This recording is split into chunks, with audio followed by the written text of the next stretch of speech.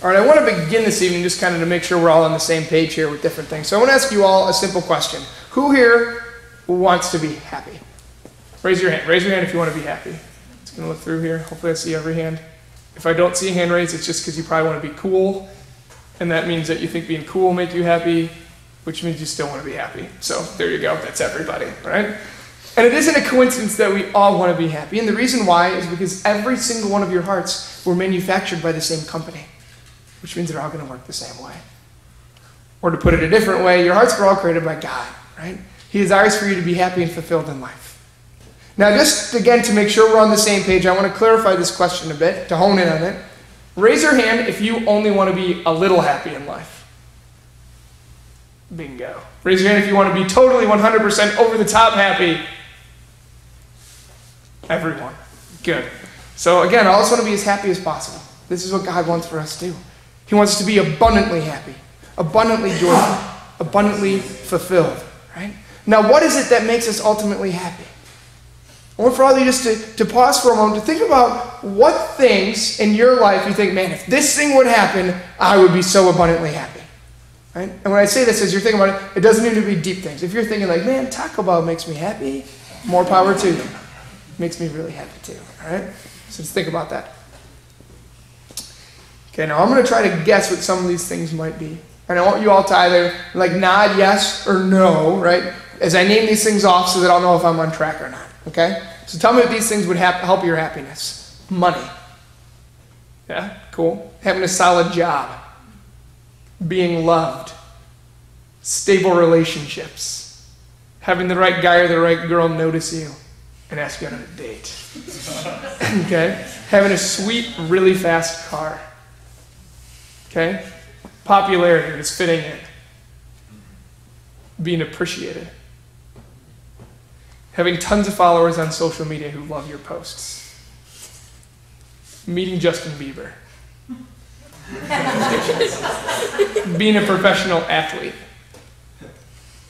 Being able to get whatever you want, whenever you want. Okay, cool, right? All these things I think are great because they offer us some good, right? We sense like, hey, those are pretty good things, right? It's clear to me why we would want these things, with the possible exception of meeting Justin Bieber, okay? But at the very same time, I want to look at the flip side of the coin and think for a moment what kinds of things could potentially be present in people's lives that would threaten to take away and steal the joy, the peace, the abundant fulfillment we're called to have. Okay, think about that for a moment. And we're going to do the same thing. Nod yes or no. Okay? And I'm not asking you to affirm or deny if this is how you currently feel. No, right? Simply if nod, if you simply think that it makes sense that people could struggle with these things. Okay? You don't have money and you're broke. You don't have a solid job. You don't feel loved. You don't seem to have stable relationships that you can rely on. You don't have a car at all. You struggle to fit in. You don't feel appreciated. You realize you'll never meet Justin Bieber in person. You'll never be a professional athlete. And you can't get whatever you want whenever you want. Right? All these things could threaten to take away our joy. And the fact of the matter is I think the world around us paints a pretty consistent picture, an idea of what we have to have and who we need to be if we want to be happy. One person who's out there, just to kind of like pick out like one like celebrity or person, whatever, who I would say most people would look to and say, hey, you know what? This person, she seems to have it all together, and that everything that we might think would be necessary to be happy is this young woman named, I think it's pronounced Kendall Jenner. Kendall Jenner. You guys know Kendall Jenner? Yeah? You guys are laughing. Kendall Jenner? Oh, Kendall Jenner. Kendall Jenner. Yeah, do you guys know Kendall Jenner? Right. Obviously, I know who she is, right? I just wanted to point out that you guys all know exactly who she is too, right? She's popular. She's got tons of money. She has tons of adoring fans. She's met Justin Bieber, right? And she can have pretty much anything she wants whenever she wants, right? If we think about her life, maybe as compared to our own, perhaps, and somebody might be like, I don't like Kendall. Okay, just think about the stuff that she has and the opportunities she has, the circumstances that she lives in, right? Maybe we'll think to ourselves, I think most people would think to themselves, that I would be so much happier if I could have the same abundance of stuff and privileges that Kendall Jenner has, right? My life would be so much better if I was Kendall Jenner, right? But you know what? And I'm both happy and sad at the same time to tell what I'm going to say next, right? It isn't the case, right? I'm happy to tell you that this isn't the case because I don't want for you to fall into the same trap, right? That things will make you happy. But it's also sad because what I'm about to tell you about Kendall Jenner's life. A little over a year ago in an interview, she revealed that her life isn't all it's cracked up to be. She said, these are her direct words, "I'm just trying not to lose myself through this process because I honestly feel like I've already lost parts of me, like my youth. I try to stay sane and not read comments about me on social media. It's hard though. You get interested. I'm young and I'm a girl. So when I post something, I want to see what people are saying or what they think of my photos. I found that it's better if you don't read anything. You just always stay off that track." I love the fact that she opened up and she admitted this. Because so many people think that if they just had a little bit more of this and a little bit more of that, they'd be happy and fulfilled. But Kendall Jenner has a lot more of this or of that than most of us. Yet she still isn't fulfilled or satisfied and saying, oh my gosh, like I have to read out on social media and see if I'm being adored, right? If we base our joy and our abundance on an abundance of things, we'll always be lacking and unfulfilled because there will always be a desire for more. We're not done with Kendall yet, though. I say this because in that same interview, she continued and she said, "I wake up every morning with the worst anxiety. I don't know why, but I do." Right? She's a celebrity. She seems to have everything, but she still isn't fulfilled. She's just as anxious as maybe we are in our lives. And I think what can get in the way of our hearts truly being fulfilled, having an abundance of peace and joy, is the fact that we think we know what will provide these things. But in the end, a lot of times, we're way off. Right? We think, oh, if I only had this, I'll be so happy. And then we get it, and we're like, oh, this is so cool. And then 5 minutes later, we're like, whatever, on to the next thing, right? And for all of us, our particular specific ideas about what will make us happy, these ideas are going to be different for each of us, right? Some of you guys nodded yes for Justin Bieber. Some of you guys nodded no. Some of you guys were like, I don't know, right? But the true way to fulfillment, to a true abundance of joy, is always going to be the same. I myself, throughout my life when I was your age, and even after that when I was in seminary, when I was in college and stuff, I thought that I had to accomplish certain things to reach a certain level in life where finally, now I feel secure. Now I finally feel fulfilled. And this whole thing took a life-changing turn one day at seminary when I was praying in the chapel at school. I was praying for a while. I was just praying. I remember I was praying. And the next thing I remember doing was waking up. So I fell asleep when I was praying. And at that point, I was so frustrated. I felt like a complete and total failure. Because at this point, I had been in seminary for 6.5 years, which meant that I had been trying to pray for an hour straight every single day for the last 6.5 years, which comes out to somewhere more or less around 2,372 chances to learn how to pray better and better. And I was so mad and frustrated because at this point I felt like I wasn't progressing at all. I thought falling asleep at prayer was something that might be expected of a beginner, but after 2,372 chances, I should be doing better by now. And I had this idea in my head that if I wanted to do something good for God, if I wanted to be effective in my mission and what I'm trying to accomplish in life, right? We all have our ideas about what we want to accomplish in life, and I'm sure we think if we want to be happy, we have to be successful in that. Look, man, I have to be able to pray better in order to reach this certain goal. And my thought process was it was only once I would finally have a breakthrough in prayer that I would finally have it be all figured out and be able to be useful to God. To kind of just give an image and help you visualize what I was thinking, it's as if I was at the bottom of a staircase and God was standing at the very top with his arms open, like, come on up, I'm ready to give you my love. I want to just pour out an abundance of my love, but you got to come up here. And I'm at the bottom of the stairs and I'm like, oh, I can't even get my leg up on the first step, right? Like, I was struggling getting up there. And God's right there, ready to love me. It's not like God's not there, he's ready, but like, I got to get up there, and I can't. Because I keep falling asleep, right? And as I was thinking about all this, and I'm panicking and feeling like I'm miserable and my life is worthless, I glanced up for a moment and I realized I was in the presence of the Eucharist. And as I looked at the Eucharist, I felt Jesus speak to my heart and tell me directly, what you see as the finish line, the top of the staircase, what you see as the finish line, finally having union with God because you've accomplished this all, this goal you're trying to reach, it's not the finish line. It's the starting line. I'm with you right now. I love you right now. You don't need to do anything different for me to love you. You're already there. Accept it. Now let's go and do incredible things. And immediately I realized God was trying to teach me that I didn't need to feel empty and lost and worthless because I hadn't reached my goal through my efforts or because I didn't have all my stuff together. I didn't need lots of money or followers on social media because back then, like, Twitter and Snapchat and Instagram didn't even exist, right? I didn't need a cool car in order to be happy and fulfilled. I didn't have to pray perfectly. I didn't have to reach the point of being a level 35 prayer warrior, right? God wants for us to understand and realize that he's with us always. He's with us in this room right now. And if we open up our hearts to him right now, we can be fulfilled and experience an abundance of joy and peace in his presence right now. Even if our other ideas or our dreams are unfulfilled. What God desires so deeply is that each and every day we simply show up and desire to be with him. He desires a relationship with you. He simply wants to love you, for you to love him in return. And it's available to you right now. You don't have to prove anything to God first. And this whole idea made even more sense to me a little while later when somebody bought me a beautiful painting that's a depiction of the gospel story of the road to Emmaus, which we just heard a little while ago. And I have that image. Could we pull up the image? Boom. There it is. Awesome. Can everybody see that? Is the podium in the way? Everybody can see it? You can stand up if you need to, but okay.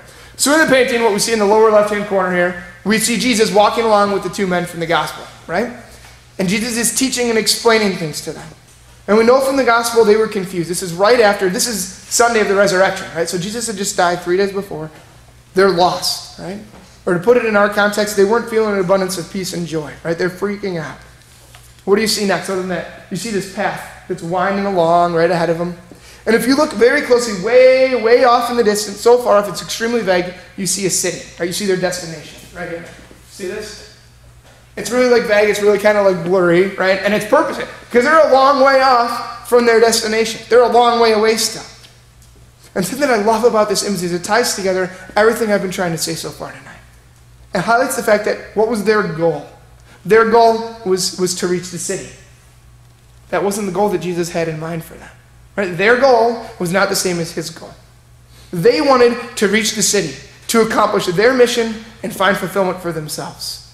What did Jesus want to do? Jesus just wanted to be with them, to encounter them, to love them on the journey. Jesus wanted them to chill, right? That's what he wanted. Jesus just like, let's chill, right? No, you don't see these two guys and all of a sudden Jesus, like in a little window on the building, like waving like, hey guys, keep coming, I'm here waiting for you in the city, right? And once you come, I'll congratulate you and say you've made it, and then we can go eat ice cream, right? No. Jesus encountered them on the way. And the end result was that they found that their hearts were burning within them. Do you want your hearts to burn within you? Yeah, right? Do you want to experience love on that level? That's what abundance is. It's God entering into our lives to such a degree that we know and understand that he can truly fill our hearts in a way that nothing else can. Kendall Jenner needs God's abundance. I need God's abundance. You need God's abundance. Justin Bieber needs God's abundance. We all need God's abundance. Now don't get me wrong, I'm not saying that if you welcome God into your life, welcome him to walk with you on the journey like these two dudes on the way to Emmaus, I'm not saying that everything's going to suddenly be incredibly easy in life. We're still going to have to work hard. Things aren't going to necessarily fall right into place exactly like we want them to. But we'll know that we're okay. Our hearts will continue to burn within us because nothing can separate us from the love of God. In fact, St. Paul stated this so clearly when he proclaimed, I am convinced that neither life, nor angels, nor principalities, nor present things, nor future things, nor powers, nor height, nor depth, nor any other creature will be able to separate us from the love of God in Christ Jesus our Lord.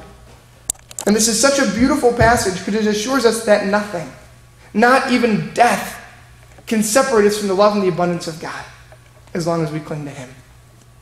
I want to quickly share a story with you about a friend of mine who recently made this passage come to life for me. Her name's Anna. She's 22 years old. I have a picture of her we can put up here.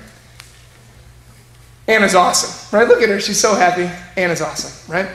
And I became really, really good friends with her over the last 6 or 7 months. as I would visit with her every couple of weeks or so. And I helped her on an unexpected journey with cancer that eventually it took her life about 3 weeks ago.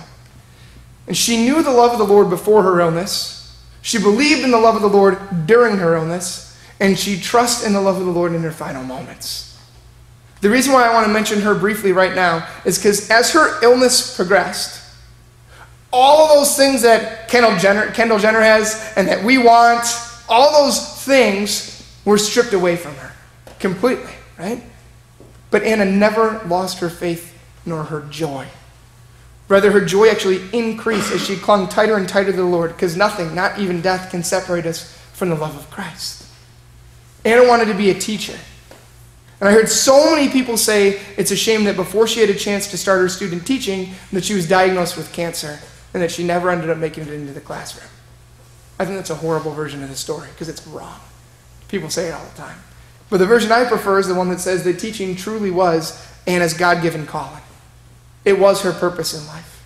And that Anna, with all of her spunk and all of her spirit, began teaching the most beautiful and most important lesson in her class the moment she began her journey last March. And her students, her class, is comprised of each of us, of everyone who would ever have the chance to hear her story and have the opportunity to allow their lives to be impacted by her lesson, which is precisely why I'm sharing her story with all of you this evening, because I want for you to have the privilege of hearing her lesson and being taught by Anna. The class that she taught was a class of faith. And Anna was never going to be a teacher, one of those teachers who simply rattles off the information to the class and then moves on. She was always going to be one of those special teachers, those teachers who are one of a kind, that we all remember in life, because they craft the lesson to be hands-on, they help the subject matter truly come to life before our eyes. And I'll tell you right now that as a priest, who had a lot of teachers speak on the subject matter of faith throughout my 8 years in seminary, Anna was truly the best teacher I've ever had. I say this because she lived it out. Her faith wasn't just words. She boldly turned to the Lord in her moments of trial. She shared her faith, and at the end, less than 24 hours before she passed, when I was talking with her, she said with complete confidence, "I'm not scared. I'm ready." She said this because her faith gave her total confidence that God was holding her in his arms and that he was never going to let go. She was teaching all of us that we have to cling to God, to truly turn to God, not only when all is well and the sun is shining in life and we're meeting Justin Bieber, not only when we're seeing God in all of his glory, but to turn to him even more in the midst of hardship and pain and suffering. As I mentioned earlier, I'm sure all of us have things in our life that get in the way of our joy and our peace and our abundant life. Maybe sometimes these things are so strong that we struggle, to find joy in life, that we get discouraged. Maybe sometimes we even end up with questions for God. If you think about Anna's situation, she was 22 years old in the prime of life, diagnosed with cancer and then living with the effects of it as it spread through her body. She herself would have had every right to have complained, to have looked to heaven, thrown her arms up in the air and said, "Why me?"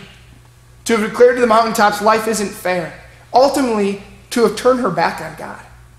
Right? Even more, nobody would have been like, "Oh, wow, I can't believe she's doing that."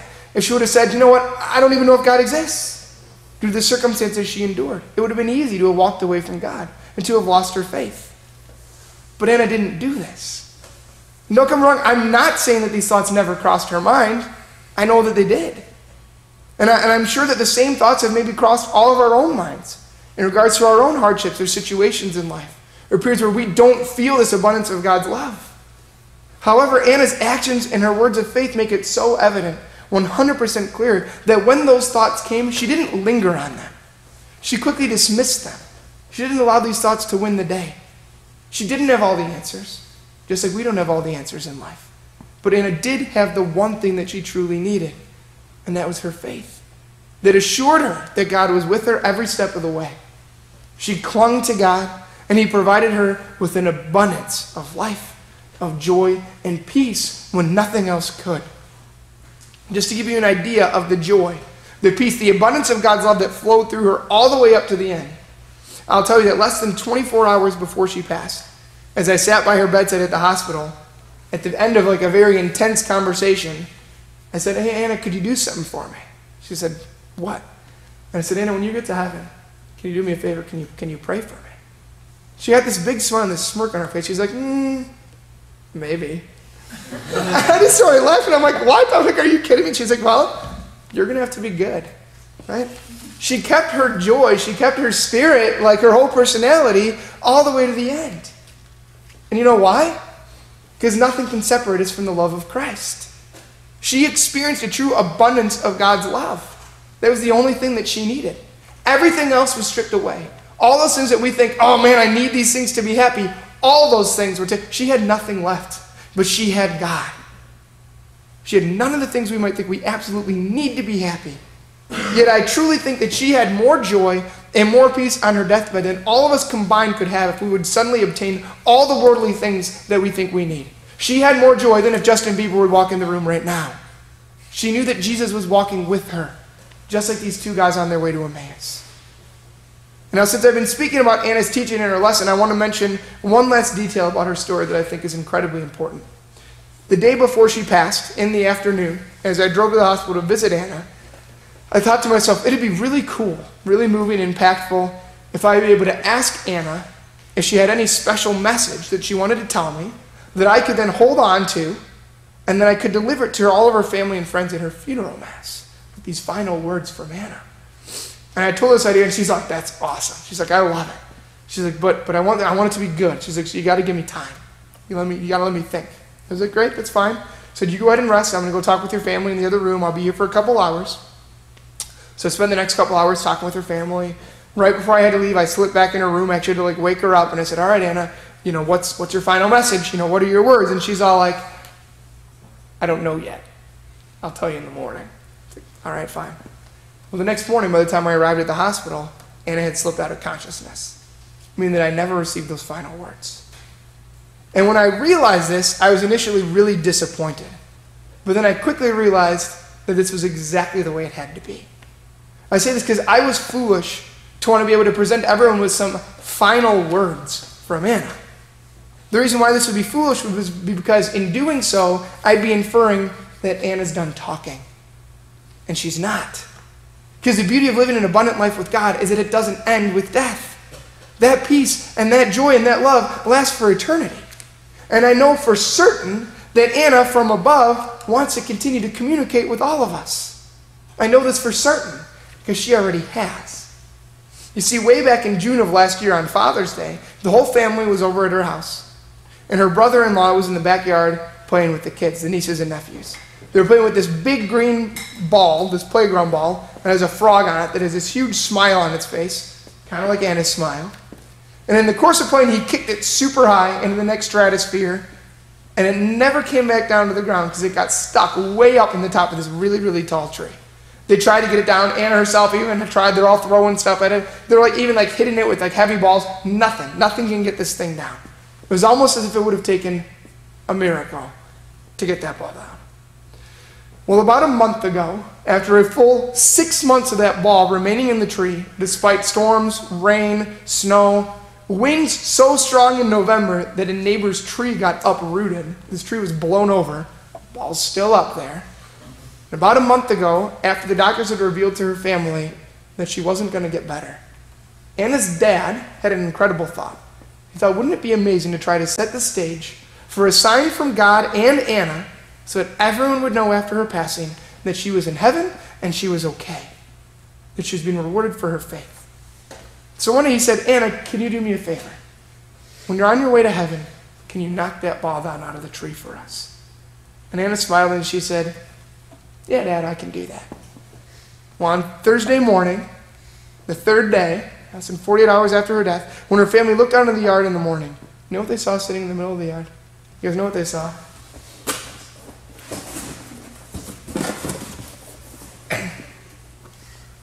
They saw this. Okay, look at that, right? Anna's still speaking, right? Anna is still alive. Anna is with the Lord. Anna's still teaching. And I can definitely tell you all, God is real. God is alive. God is still teaching. The question that we have to ask ourselves is if we're going to listen or if we're going to skip their class. This ball gives me infinitely more joy than money or cars or popularity or Justin Bieber, right?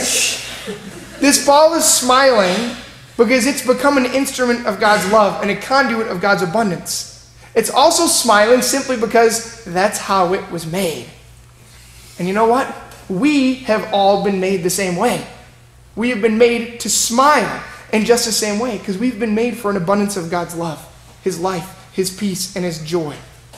And we can enter into this abundance each and every day by pausing in the midst of our busyness to recall that God is with us, by finding time to pray, by surrounding ourselves with a positive and loving community of people who help us to grow in our faith, and ultimately by turning to God with faith whenever we feel like we're lacking or like things aren't going according to our plan. Know deep in your heart that God is pleased to have you be a part of his plan.